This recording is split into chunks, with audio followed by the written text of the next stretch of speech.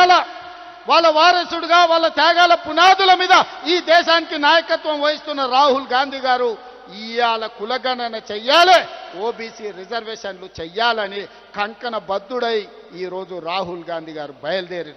అందుకే ఈనాడు దేశం నలుమూలల ఇది ఎజెండాగా మారింది.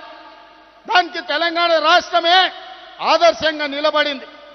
రాహుల్ గాంధీ గారి మాట శిలాశాసనం. ఈ శిలాశాసనాన్ని ముందుకు తీసుకెళ్లే బాధ్యత నాది, నా మంత్రివర్గ సహచరులు. ఎవరైనా సరే, ఎంత గొప్పోడైనా ఎంత పెద్దోడైనా ఏ పదవిలో ఉన్నా సరే, రాహుల్ గాంధీ గారి శిలాశాసనానికి ఎదురొస్తే వాళ్ళ పాలిట మరణ శాసనం తెలంగాణ రాష్ట్రం రాయబోతుంది. రాహుల్ గాంధీ గారి సందేశమే దేశం నలుమూలలకు చేరవేయడానికి ఈరోజు జంతర్ మంతర్కు వచ్చినాం సోదరులారా. ఇవాళ ఒక గొప్ప లక్ష్యంతో, ఒక గొప్ప విజయాన్ని సాధించడానికి అవసరమైన పోరాటాలు త్యాగాల కోసం సిద్ధమయ్యే తెలంగాణ కదిలి వచ్చి జంతర్ మంతర్లు దీక్షలో కూర్చున్నది. మోడీ గారు ఇప్పటికైనా ఆలోచన చేయండి, కుట్రలు కుతంత్రాలు మానండి. మా తెలంగాణ రాష్ట్రంలో విద్యా ఉద్యోగాలలో 42% రిజర్వేషన్, రాజకీయాలలో స్థానిక సంస్థల్లో 42% రిజర్వేషన్ బిల్లులు రాష్ట్రపతి గారి దగ్గర ఉన్నాయి. తక్షణమే ఆమోదించండి. అదేవిధంగా చంద్రశేఖరరావు పెట్టిన నిబంధన 50% మించి రిజర్వేషన్లు ఇవ్వద్దు అని 2018లో పంచాయతీరాజ్ చట్టం ఏదైతే చేసిండో ఆ చట్టాన్ని చించి చెత్త బుట్టలో వేయడానికి మేము ఆర్డినెన్స్ తీసుకొచ్చినాం. దానికి కూడా మీరు ఆమోదించండి.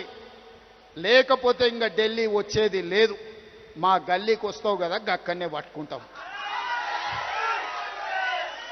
పెద్దోళ్ళు చెప్పారు మియా కా దౌड़ मस्जिद तक అని.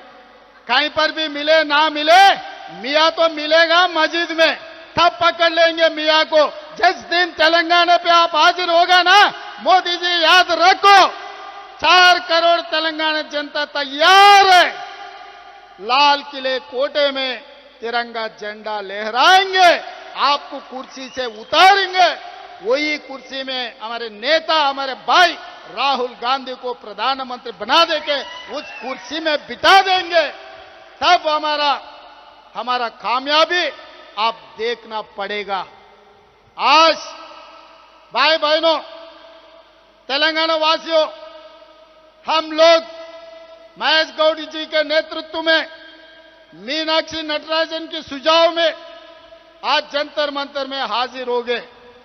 बड़ा मकसद लेकर, बड़ी उम्मीद लेकर हम लोग दिल्ली आए.